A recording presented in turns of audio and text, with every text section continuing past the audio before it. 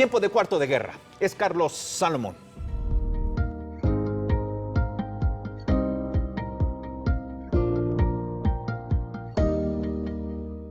El presidente López Obrador puede tener muchos defectos y muchos lo critican. Y de hecho, trae a los medios de comunicación en contra.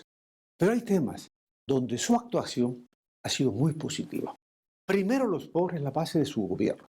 Y ahí, sin duda, ha tenido un gran acierto.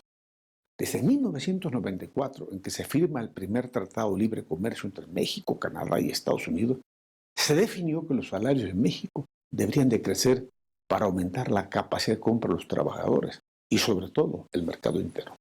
Pero siempre los gobiernos mantuvieron que para crecer había que sacrificar los salarios. Y esto fue antes y durante el primer tratado.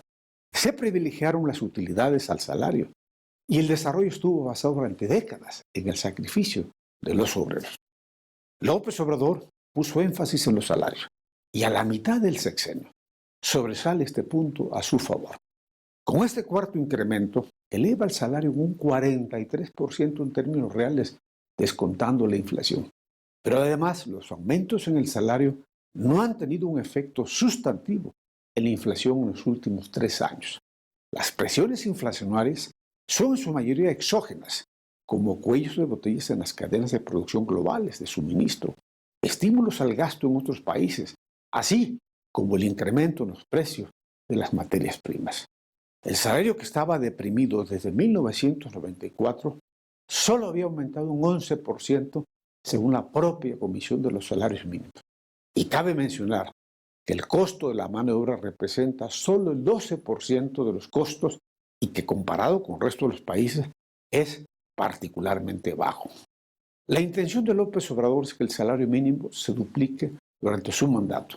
Y aunque en el reciente tratado firmado con Canadá y Estados Unidos sobresale un punto a favor de aumentar el salario de los trabajadores, la voluntad política del presidente de cambiar la política económica y levantar los salarios ha sido el motor de la recuperación de la capacidad de compra de los trabajadores mexicanos.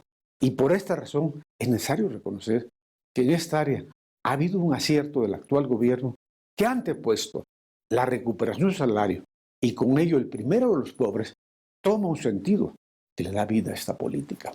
Como decíamos, López Obrador ha tenido errores, pero en esta área hay que reconocer este gran acierto que ha permitido que un sector de mexicanos recupere lo que por décadas habían perdido.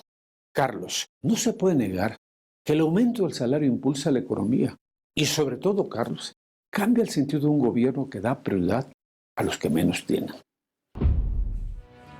Muchas gracias a Carlos.